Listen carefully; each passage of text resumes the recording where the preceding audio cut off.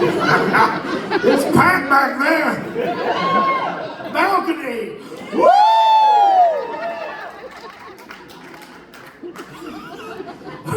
We're breaking fire codes tonight. I'm glad you're here. Huntsville, is this everybody? We're all here. Good. It's my first time in Huntsville. Thank you. Thanks for having me, by the way. Thanks for coming out here. Huh? Well, we'll see. You have to quit talking. You let me take it from here, we'll see how it goes.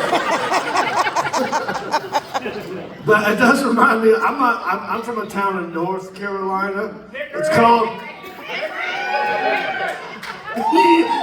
Y'all came. Wow, you said it right too. I just saw a bunch of heads go like that. That's how they say Hickory. That's how they say it. They go like this. I'm from Hickory. That means you're proud to do that. You see people get proud about something. Turn it to a bobblehead for no reason. And they'll say stuff like, you think you're better than me? Huh? I bet you won't say that to my face. And you're like, well, it won't hold still. Why do people do that? They do that. It's always this way, it's always side to side. Yeah, side to side's pride. But if you're ashamed of where you're from, it's the exact opposite, right? People kind of go up and down a little bit. It's like they're admitting defeat right in front of you. And they'll say, yeah, twice. They'll go, yeah. It's kind of sad, you know. Hey, where are you from, buddy? Trinity. Yeah. Wow, I feel like I hit a nerve on that one. I've never been. They told me to say that in the back. I've never been to Trinity. I'm sure it's heaven on earth. No. I can't talk. I'm from Hickory. I like Hickory. I've made fun of it. I gotta move this thing. It's right in the dang middle. I've made fun of Hickory my whole life because that's my town. That's where I'm from. You know. Truth is, I missed it because I lived in Los Angeles for 18 years. Bless your heart. I know. I was there. Not easy for me, you know, living in Los Angeles and looking and sounding like this. They don't like this in Los Angeles. I mean, I'd meet people for the first time. I'm a nice guy. No, hang on. I got it. Like I said. I'd meet people for the first time. I'd just start talking to them. They hear my accent. The whole body language like, oh my God. How did he get in here? It's like they can't wait for me to say something like, what are shoes for? Why would I cover my feet? How am I going to feel the ground? That's what people think. That's what they think. I'm a lucky dude. I have been to every state in this country, and I just know this to be a fact. If you have a thick Southern accent, but you're not in the South, that's where people's brains go. That's what they think, and I get it, because I know to a lot of people, this don't sound smart. Like you're never going to hear, welcome to Harvard. Good deal, you made it. Good on you. Proud of you. Well, here's the deal. Regular teacher didn't make it in here today. It stuck with me. He left us a note on the board. Everybody look up here. Eyeballs up here. Says it plain as day. Says E equals McTwo. They write that one down. So I get it. I get it. That's why I don't get too mad anymore when people poke fun at the South. You know, number one, we can take it. Number two, we do have a lot of words and phrases that the rest of the country just has a hard time understanding. Yeah. It's true. If you ever hear anybody from this area of the South say, well, I love him to death, they're about to say something horrible about another human being. And it's confusing to some people because it sounds nice at first. It's like, oh God, I love him to death, but he beats puppies. It does, with kittens. He calls it cat dogging. And I love him to death. Yeah, same thing if you hear bless his heart. Yeah. Everybody knows that. That's the worst one, isn't it? I really think it is, man. Yeah, if you hear somebody say bless his heart, they're about to talk some shit. And it will be the worst thing you ever heard in your life, you know. Bless his heart, but he is a pedophile. He is a racist pedophile. And he has a club foot. But I love him to death. It's the truth. God, it's the truth. There's tons of those, man. Like if something is easy, you'll hear this one. Well, that's as easy as shooting fish in a barrel. Like, is that even easy? Oh, you ever tried that? They're fast as hell. Hold still! Why would you even shoot a fish? You know what I mean? Once he's in the barrel, you got him. You're gonna make a mess, jackass. Have you thought about a net? Let's see here. Bam, first try.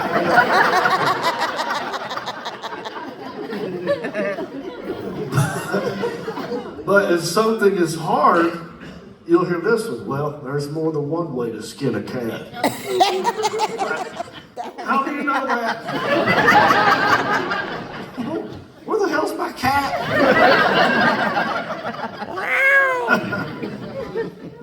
I like adding insult to injury. Have you heard that one? Oh yeah. That one that doesn't sound nice at all. That sounds mean. That's like a double negative. You know, how does that even work? It's like, hey, come here, I gotta tell you something. Smack! Well, that hurts, don't it? And you're fat.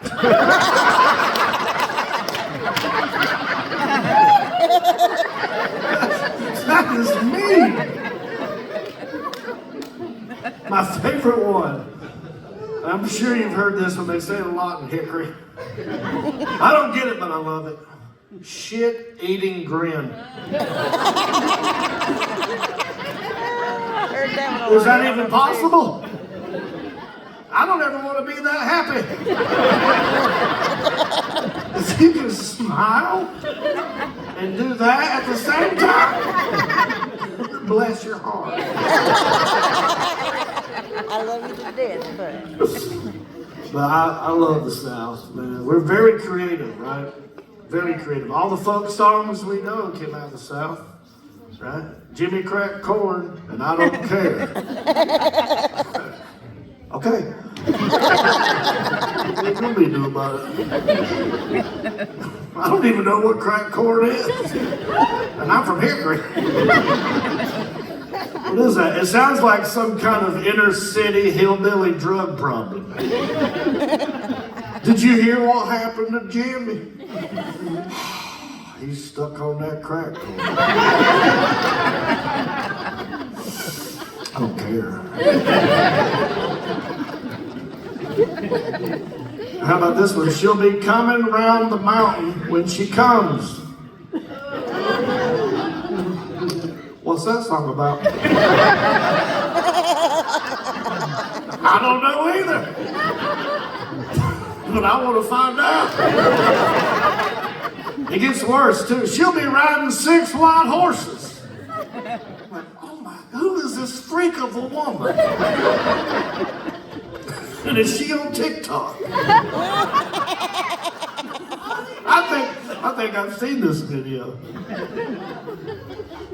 Even our nursery rhymes don't make any sense to me, man. If you remember the lyrics to our nursery rhymes, I don't know what they're trying to say. You know, rock-a-bye baby in the treetops. You're a kid, you know, you're like, oh, why is there a baby in the tree? My dad, shh, don't worry about that. It's bedtime. When the wind blows, the cradle will rock. And when the bough breaks, the cradle will fall. And down will come baby. Cradle and all. Good night, son.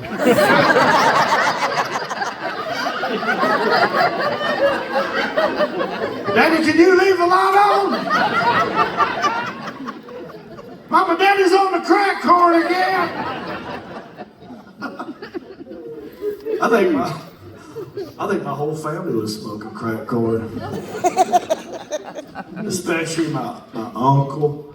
I used to work at a Goodyear, changing tires with my uncle, and I love him to death. But, well, he's like an idiot savant. Just real heavy on that idiot part. It's like a 90-10 split. Kind of guy who cannot spell IQ. But he can build you a working motor out of an old coffee can and a chicken's heart. You're trying to kill me with this damn carpet. My hey dudes don't like this up here. Hey, dude. Hey dude. You do have shoes on. Do what? You do have your shoes on. Thank you. Was not questioning that whatsoever. Was totally aware of that, but thank you. How's my underwear? Can you see through my pants? Bless his heart. I love him to death.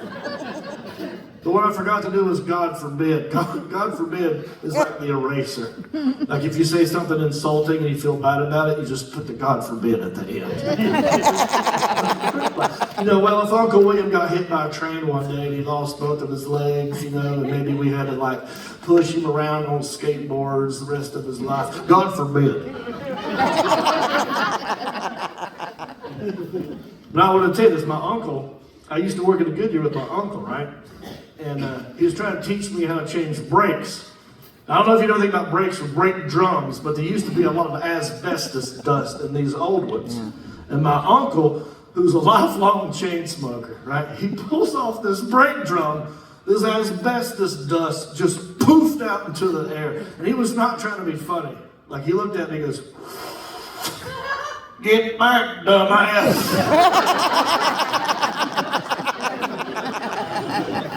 That stuff will give you cancer.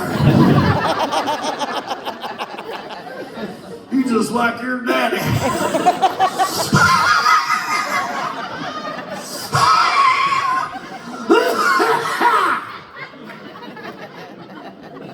And that is how I gave 105 people in Huntsville, Texas, COVID-25. Y'all remember when COVID first came out? Was that 98? Feels like it. I like how they called it coronavirus for a long time. And then one day, it seems like overnight, they just changed it to COVID-19. Remember that? Coronavirus one day, next day, COVID-19. Don't look over there, it's COVID-19 today. What happened? I'm gonna tell you what happened. This does not leave this room. A whole 104 of you. I saw one guy leave. I I want to say the whole thing started in 1982. We're going to go back, maybe 83. In the early 80s, there used to be this little diet candy. It was a little square piece of chocolate that would aid you in your diet. And what was the name of the diet candy? Okay, this is great. I heard two different answers. One is the one I was looking for, but the other one was funnier.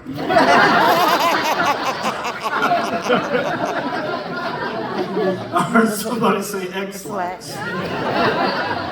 Did they make a diet chocolate candy? I don't know. You would lose weight. I can't say you're wrong about that. But I also heard the correct answer. So, what was the name of the diet candy? AIDS. That's right. AIDS. Yeah. Look at the millennials in the room right now. Oh my God. How did they get away with that? Yeah, there's to aid you in your diet. They thought they would name their diet candy AIDS. It made sense at the time. They didn't have a crystal ball. They didn't know what was about to happen. Sure. And they were doing pretty good as a company for a little bit. Till guess what happened? AIDS! And now the diet candy no longer exists. Out of business. So this is my point. I'm gonna bring it home right now. That's right. I think Corona, the beer company, was looking at this page in history going, ho, ho, ho, ho, ho, ho, ho, ho. You gotta be kidding me! You gonna call it coronavirus?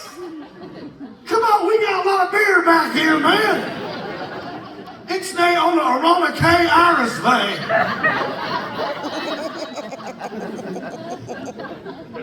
By the way, I got COVID just like everybody else. I got it real early. I got it March 2020. I'm like an OG COVID. Well, it was just me and Tom Hanks for a little bit.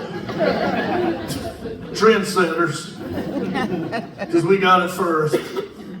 Then everybody else had to go get it. Whatever. Had it. Beat it.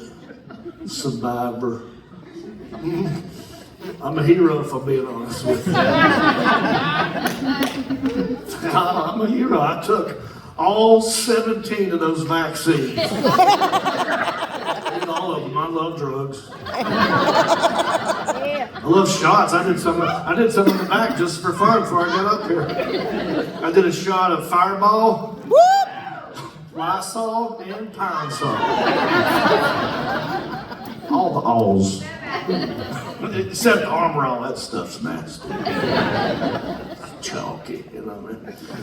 Yeah, you're safe with me is what I'm trying to tell you. In case you're still worried. And this, give it up for this beautiful theater up. It's nice, Old Town Theater. They rebuilt it and everything. I've never been here, but they care about you guys because they asked me if I'd take a rapid test before I got up here. That way I could tell you I got COVID right now. I feel fine. It's probably monkeypox. I'm glad. So COVID did throw a big old monkey wrench in my life, man. I was living in LA, like I said. I moved back home to Hickory about 7 years ago because my dad had a stroke and he got paralyzed on his left side. And we had to move him to a skilled nursing facility. My poor mom has never lived by herself ever, 77 years old, and she's got glaucoma and brittle bones. So I'm thinking, well, this is it. This is a sign from God right here. It's time for me to grow up.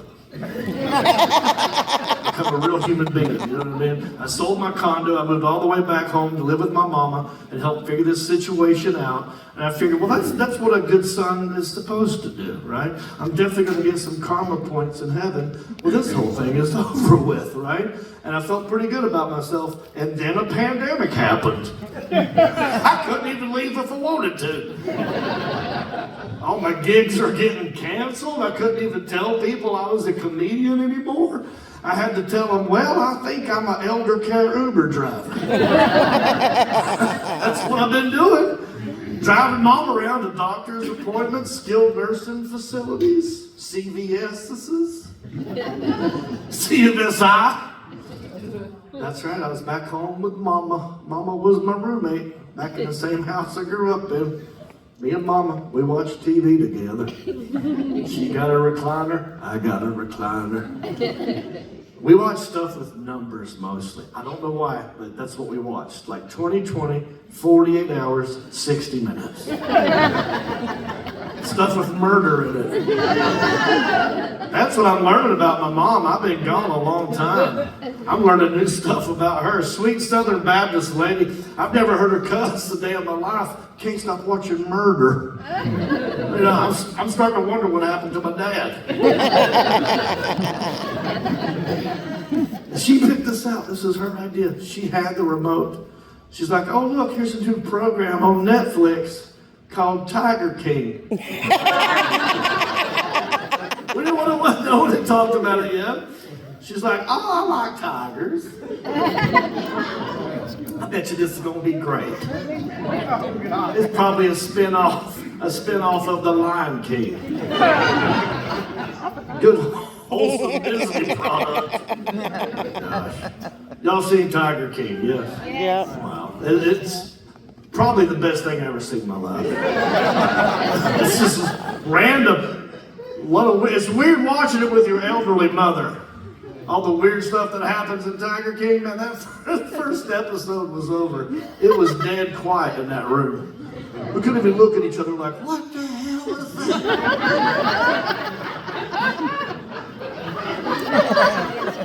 You know how Netflix, at the end of an episode, they used to have that little timer, that little countdown before they play the next episode? That's like they're judging you. But they're looking, did you like that? I know you did. I know a lot about you. You're a weirdo, huh? That's okay, we don't judge here at Netflix. In fact, I'm gonna go ahead and play another one for you. So that was happening. I look over at my mom, she's fumbling with the remote. I was like, Mom, it's spinning, it's gonna play another, it's gonna play another one right now.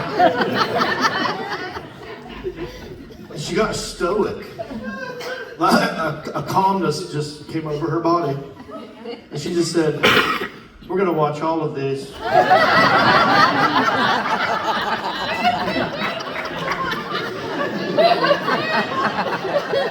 And we binge watched the entire Tiger King series together on a Sunday. Yeah, it turns out Mom's pretty cool. Yeah, that's right. Yeah.